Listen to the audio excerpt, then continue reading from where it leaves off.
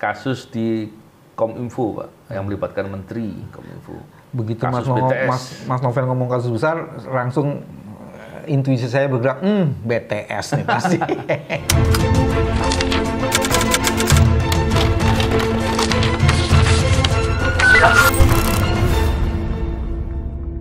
Bismillahirrahmanirrahim. Assalamualaikum warahmatullahi wabarakatuh. Salam integritas, anti korupsi.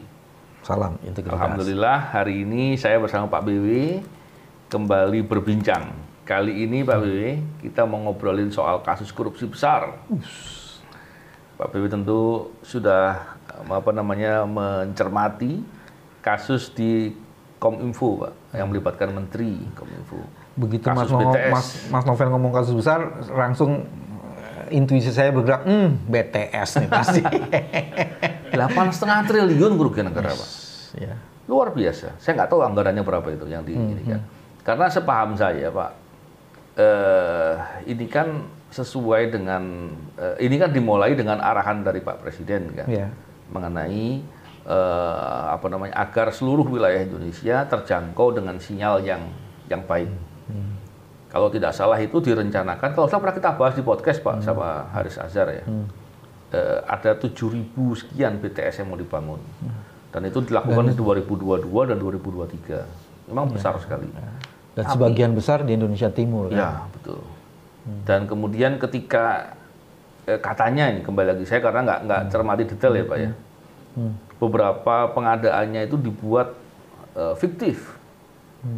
Hari ini kok masih fiktif. BTS pula yang dibangun fiktif. Dan ada beberapa yang nilainya di markup sampai beberapa kali. Jadi Pak BW punya catatan apa soal fenomena ini Pak BW?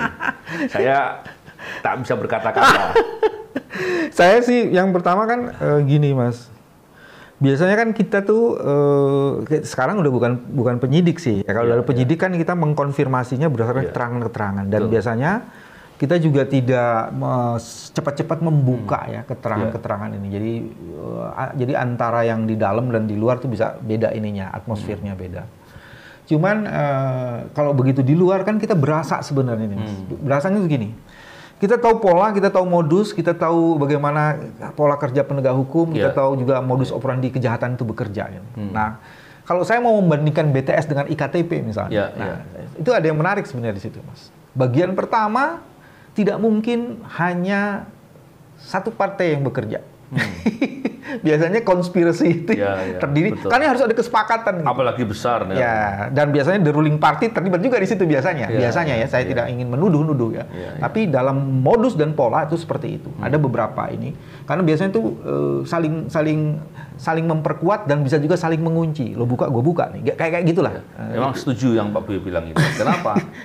Biasanya Pak, kalau kasusnya besar, terus vulgar, nekat, itu biasanya tahu sama tahu, Pak. Kalau satu pihak hampir mustahil lah. Kalau satu pihak namanya kadang-kala nekat atau ngawur gitu. Saya kira banyak yang terlibat ini, Pak. Nah, yang kedua di dalam kasus seperti ini tergantung nih mau menegakkan integritas atau mau berjudi. Maksudnya penegak hukumnya nih. Dan jangan lupa sebenarnya kasus seperti ini nih akan bertahun-tahun nih Mas. Akan bertahun-tahun, akan panjang prosesnya. Jadi ini kerja Spartannya mesti dilakukan. Kenapa tadi saya bilang berjudi dan punya integritas? Kalau penegak hukumnya nanti punya integritas, dia nggak akan tutup yang satu, buka yang lain. Nah, jangan sampai ada indikasi kayak gitu. Yang terjadi di publik hari ini, yang di publik ya, kalau kita potret publik, ada mulai ketidakpercayaan. Lu serius mau bongkar kasus ini? Kalau mau bongkar kasus ini, yang vendor ini dari kelompok yang ini, affiliatednya ke partai ini, yang vendor yang ini masuk ke sini, affiliatednya segini, dan duitnya tuh sekian besar. Jadi dengan cara seperti itu sebenarnya dalam era yang terbuka ini, kan itu bisa dibuka semua. Betul. Jadi jangan sampai penegak hukumnya kemudian ini kasusnya adanya di sini aja. No. Karena kita juga punya dapat informasi kan, Mas Novel tadi bilang di podcast kita, ini udah jadi pembicaraan sejak setahun lalu sebenarnya. Betul, Pak. Bahwa ada kejahatan seperti itu dan luar biasa ininya. Dan menurut informasi yang kita terima yang perlu dikonfirmasi lagi, Mas, itu bukan 50%, Mas. Sampai 80%. Jadi fiktifnya itu 80%? Berarti yang 20% aja yang dikembalikan. menurut berita yang berkembang kayak gitu, tapi kan perlu dikonfirmasi dan diklarifikasi lagi. Dan artinya ketika berita ini berkembang, kan pasti ada sumber-sumber informasinya. Jadi sekarang ini sumber informasi itu tidak hanya yang beredar di di apa yang dikatakan juru bicara. Orang juga bisa mengakses melalui open source. Betul. Dan open source ini bisa ketahuan dan bisa juga mengkonfirmasi di lapangan. Ya kan? Kayak soal jalan, soal BTS itu kan soal BTS tuh. Konfirmasinya jelas, Mas. Di Indonesia Timur, kenapa diadakan di Indonesia Timur? Itu yang paling gelap kan sebenarnya. Ditaruh di ujung-ujung itu kan. Kalau cuman sekedar melihat titiknya melalui satelit, koordinat satelit itu sih nggak terlalu belum bisa mengkonfirmasi itu. Cek di lapangan. Panel suryanya ada apa enggak? Baterai yang dicapai untuk BTS itu ada apa enggak? Kerangkanya itu ada apa enggak? Gitu kan? Belum lagi ini kan berkaitan dengan satelit, Mas ya. Betul. Jangan proyek lain lagi, Pak. Proyeknya banyak. Jadi saya mau bilang bukan cuma BTS. Saya mau bilang jangan-jangan ada juga di sono. Baunya sih sangit. Cuman ya kita lihat aja. Informasi yang beredar banyak, Pak. Dan kita sih berharap ini dituntaskan lah. Karena korupsi yang vulgar, yang nekat seperti ini ya mau sampai kapan gitu, Pak. Kasih kepercayaan kepada Kejaksaan Agung, cuman juga kita kasih wanti-wanti sama Kejaksaan Agung. Cuy, kita yang ngerti juga, cuy. Jangan begitu caranya. Betul, Pak, betul. Dan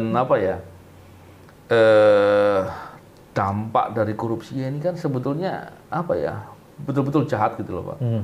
Bayangkan sinyal itu kan bukan cuma untuk kepentingan sekedar komunikasi, tapi kan di situ ada kepentingan bisnis, pendidikan, kesehatan, banyak lagi urusan lain.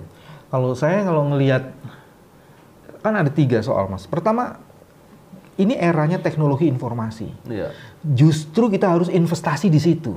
Malah itu yang dicuri paling gede. Tapi dari sisi modus sebenarnya memang udah kelihatan, Mas ya. Di tempat di mana duit yang diletakkan itu dekat, kalau pakai strategi follow the money, disitulah sumber kejahatan itu akan terjadi. Jadi itu luar biasa. Tapi yang kedua sebenarnya dia mendekonstruksi sebenarnya peradaban yang mau dibangun. Kebayang kan? Masa kan kita kepengen presiden kita tuh bukan sekedar bikin jalan tol, Mas. Dulu disebut ada tol langit dan tol laut. Ini tol langitnya nih sekarang dia udah mulai wah langit dibohongi. Jadi ini tol langitnya mana nih cuy? Gitu kan? Menurut saya ini ini kegagalan. Maka kemudian sebenarnya ketika presiden mengatakan bahwa lanjutkan, pertanyaannya ada 3 tuh. Lanjutkan tuh artinya apa? Bereskan semuanya atau lanjutkan kecurangannya? Itu kan mesti diklarifikasi lebih lanjut. Nah, itu yang juga paling menarik sebenarnya dalam kasus BTS ini, Mas. Banyak stakeholders yang dirugikan dan kalau kemudian diukur, nah ini, Mas, diukur melalui kerugian ekonomi, itu akan menarik sekali. Besar itu. Karena dia akan lihat impact yang harusnya potential advantage, potential gain yang harusnya terjadi dan tidak terjadi, itu harusnya dikenakan. Itu jadi bukan sebenarnya kerugian negara, tapi kerugian perekonomian negara tuh harus dikonstruksikan. Jadi kita akan lihat nanti penegak hukum ini main-main nggak di situ gitu. Sebetulnya gini, Pak. Bicara terkait dengan tadi 8,5 triliun kerugian keuangan negara. Kerugian keuangan negara kan harus dikembalikan ini. Betul. Kalau untuk mengembalikan, mestinya pihak swastanya harus dijangkau semua. Kalau cuma nangkepin pejabat negaranya, emang itu penting. Tapi pihak swastanya siapa? Karena biasanya, Pak, bukan sekedar biasanya, saya juga dapat informasi lah, gitu kan. Jadi ini kan ada konsorsium. Biasanya di dalam ini ada beberapa yang pihak punya keahlian-keahlian yang berbeda. Yang nangani struktur siapa, yang nangani baterai sama source-nya engine baterainya, itu siapa, kerangkanya, panel suryanya, betul. Jadi kan banyak keahlian yang beda-beda. Dan nanti ada juga bagaimana perawatan untuk pengecekan sinyalnya dan lain-lain. Jadi kan itu kan dibentuk sistemnya dan lain-lain. Tapi ketika itu bisa diperiksa dengan benar, 8,5 triliun itu dapatnya dari mana saja gitu. Contohnya mungkin dari struktur dicuri sekian. dari ini dicuri sekian. Ya, nah betul. Itu kan akhirnya pihak swastanya bisa dikejar. Betul. Uangnya kemana saja. Ya. Dan uangnya harus dikembalikan untuk negara. Selain itu ada lagi Mas yang menarik Mas. Gara-gara kasus ini kan timbul puisi tuh Mas. Oh iya, puisi apa tuh? Apa namanya, keadilan dalam pelukan, antara dalam pelukan oposisi dan pelukan apa namanya, teman koalisi. Jadi koalisi dan oposisi itu treatmentnya beda tuh. Menurut puisi ini kan, Denny Indrayana tuh membuat seperti itu. Saya menduga Denny sudah mengetahui sebagian informasi itu, sehingga dia kemudian membuat puisi dengan cara gitu. Sebentar lagi mungkin akan muncul satir-satir gitu biasanya ya. Kita mau tapi cek. Saya pikir memang betul yang Pak Boy bilang, kalau sampai ada yang nekat untuk menuntut pihak-pihak tertentu, ini sudah apa ya, kebangetan gitu Pak. Di masa kini di mana informasi itu begitu terbuka, dan saya pikir orang yang apa namanya, yang ingin menutup informasi-informasi penting seperti ini pasti akan gagal. Kenapa? Karena upaya berkongsi antar orang yang berbuat kejahatan itu tidak akan pernah bisa sukses untuk menutupi yang sebenarnya. Kalau dalam perspektif positif sebenarnya, dalam perspektif ini kesempatan dari Presiden Jokowi untuk meletakkan legacy. Karena yang paling drop kan adalah law enforcement. Betul. Force. Gitu. Ini saatnya. Artinya dia memberi ruang yang terbuka gitu ya, yang selebar-lebarnya untuk itu. Sehingga kemudian siapapun bisa kena. Bukan karena teman koalisi, dia dalam lindungan the ruling party, sementara teman oposisi, dia yang akan dikorbankan. Apalagi Pak, yang paling dirugikan adalah kebijakan Pak Presiden. Pak Presiden sudah memerintahkan agar dibuat suatu sistem yang saling terkoneksi. Kalau seandainya itu dibangun benar, artinya kebijakannya Presiden bisa menjadi legacy. Bangun tol laut, tol langit Pak ya. Tol langit. Katanya mau terkoneksi, ternyata terkolusi kan gitu. Dan terkorupsi. Dan koalisi itu terkorupsi ya. Jadi memang kebangetan itu Pak. Iya, kebangetan. Kayaknya ini kita akan terus-menerus mengawal ini Mas, proses ini. Mudah-mudahan ini. Ada satu lagi yang penting di sini Mas ya. Karena kita kan sesama penegak hukum, kita tahu ya, kita harus memberi respect kepada teman-teman advokat. Tapi dia juga bisa menjadi bagian yang menyelimuti dan menutupi ini nih. Saling mengunci gitu loh. Nah, mudah-mudahan teman-teman advokat yang sekarang menjadi lawyersnya itu benar-benar bisa membongkar ya. Bisa membongkar gini. Nah, mudah-mudahan orang yang memang juga memahami bagaimana menghandle public interest case seperti kayak gini ya. Kasus-kasus ini sebenarnya punya dimensi publik yang luar biasa. Teman-teman lawyers yang mudah-mudahan bisa melihat dimensi publiknya, bukan sekedar pasal-pasalnya aja. Karena ini menyangkut hajat hidup orang banyak. Dan penting juga begini Pak, publik jangan kemudian terframing dengan isu-isu politik saja. Memang ada kemungkinan masalah-masalah itu ada interest politik di sana. Tapi isu substansi atas suatu perkara itu menjadi penting. Jangan sampai kemudian kasusnya seperti kasus Bansos, Pak. Kasus Bansos itu dulu suapnya ditangani, tapi kerugian keuangan negaranya sampai hari ini nggak ditangani. Padahal itu siapa yang ngerjain? Ya, Firly lebih tahu lah. Yang jelas penyidiknya disingkirkan semuanya, biar nggak ribut, harus pergi semuanya, keluarkan semua. Tapi kalau bicara tadi Pak, saya kasih contoh tadi. Mas, tuh sebelum dilanjut, itu ada judul lagi nih. Kamu ketahuan gitu.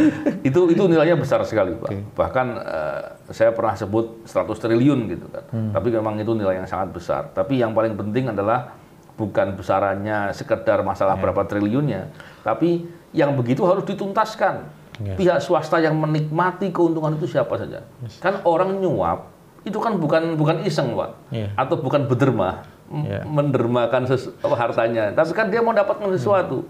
Kerugian keuangan negaranya begitu besar, dan yang dampaknya langsung kepada masyarakat level bawah, dan kepentingan negara untuk menggerakkan ekonomi, untuk membantu masyarakatnya jadi terhadang.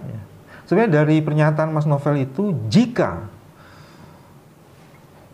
penuntasan atau membongkar kasus ini tidak paripurna, maka di titik itulah kemudian politisasi mudah sekali ditebar dan disebar sebagai bagian dari proses itu sebenarnya. Karena hanya kepentingan itu yang kemudian bekerja mendekonstruksi proses penegakan hukum yang benar. Tegakkan itu secara benar supaya kemudian kita bisa mengatakan tidak ada proses politisasi di situ, tidak ada proses kriminalisasi. Justru kalau itu tidak ditegakkan, maka ini dekat sekali dengan kriminalisasi atau politisasi kasus. Sebenarnya itu saja sih yang diminta kan sebenarnya. Mari tegakkan itu sejujur-jujurnya, setegak-tegaknya itu. Dan ambil semua kerugian keuangan negara yang dicuri oleh pelaku-pelaku kejahatan itu, agar semuanya bisa kembali kepada negara. Jadi jangan lindungi teman koalisi, terus jangan kau tebas koalisi. Itu harus tegakkan semuanya, yang mana yang benar itu yang disampaikan kepada publik. Keren Pak BW memang. Terima kasih Pak BW, semoga apa yang kita pesankan ini, yang kita harapkan, tentunya harapan kita semua, betul-betul bisa dilaksanakan oleh para penegak hukum yang menangani kasus ini. Keren. Terima kasih. Terima kasih. Salam integritas, anti korupsi. Assalamualaikum warahmatullahi wabarakatuh. Waalaikumsalam warahmatullahi wabarakatuh.